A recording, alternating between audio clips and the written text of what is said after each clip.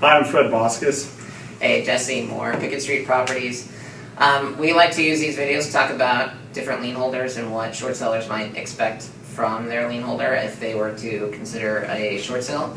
And so today we're going to talk about Chase Bank, JP Morgan Chase, or any portfolio formerly known as Washington Mutual, which there were a whole lot of Washington Mutual loans in the Puget Sound area before they went toes up.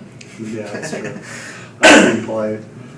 So Well, anyway, you went to a class yesterday and learned quite a bit about some of the changes that are going to be happening with Chase. yeah, so let me give you a brief history of Chase, the short sale process with Chase Bank. I will say this, Chase used to be not very good at all, and then they got to be the best, and then they've kind of slid down the rankings down, in my opinion, down a notch or two. And so they're not the worst and they're not the best, but they've always tried to be proactive. I have to give them that. Generally we would list a property and they would contact us before we contacted them. So they've always been proactive.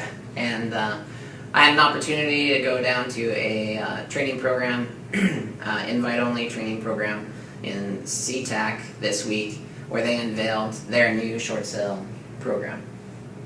And it seems like there are quite a bit of changes that they're making. They're trying to be more proactive and try and streamline the process a little bit. Yeah, there's a few key changes. I'd say the main thing is that they're not waiting for the contract to start the process. So they're not waiting for the buyer to raise their hand and say, I want to buy this house and let's go. They're saying, okay, hey, as soon as you get a listing agreement, send it in. As soon as we get that listing agreement, we're going to assign you to a specialized team, and they're going to collect all the documents. And then once we have all the documents, we're going to give you an approved net proceeds so that you can market that property appropriately.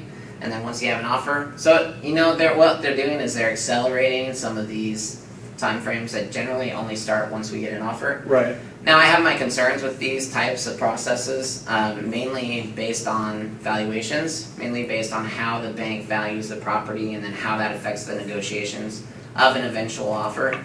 But I'm confident that we can deal with that appropriately.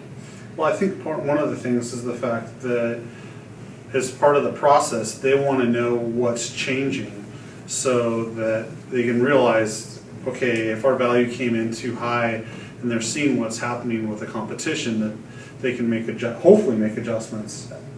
Right. So what part of this new program that they're unveiling is that they're actually requesting from the agent a market update every 14 days, which sounds really good and really bad to me. It sounds good that they're asking for updates, sounds really bad that I'm going to have to generate a new report. Every 2 weeks. Because the listing inventory doesn't, it refreshes, but it's not that torrid that we have to send them new information every 2 weeks. It's like, oh, there's one new listing and that still sold. That one's still sold, that one's still sold. And that pending, oh, hey, that one actually closed. But I do understand and I do appreciate the initiative that they're taking, which is, hey, we understand that the market is not static. Right. And so for that reason, we're not going to just fix a value and then let it ride for 120 days.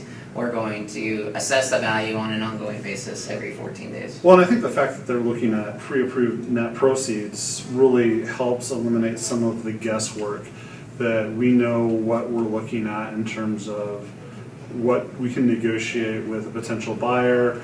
And what the bank will accept. Right, and we don't have to send an offer in and kind of sit and wait and hope and then have to deal with a counter offer and go through that process again. We don't have a moving target, we've got a stationary target that should be easier to hit. And then lastly, Chase is also moving to an online profile called Equator, and that's important because Bank of America, in my opinion, has been the best of the big banks to do short sales with recently, although they are slipping as well. But they've been using Equator effectively. Wells Fargo has been using Equator for about 2 or 3 quarters as well. And now at the end of third quarter in 2012, Chase will be moving their short sale process to Equator as well. And so thankfully we are experienced Equator agents as well. Right. And so that won't be much of a transition for us.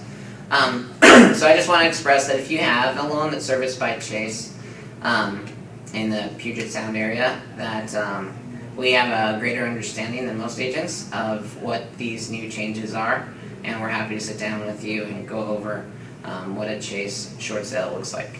So, thanks for listening. Thank you.